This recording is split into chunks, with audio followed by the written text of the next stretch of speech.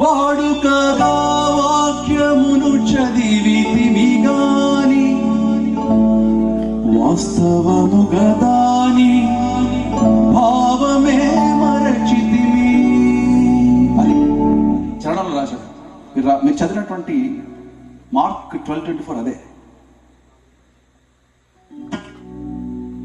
అంజలి ఘటించినాము, అంజలి ఘటించినాము, అందరి మనసులలోని చీకటుల, అందరి మనసులలోని చీకటుల హరించి హరియుం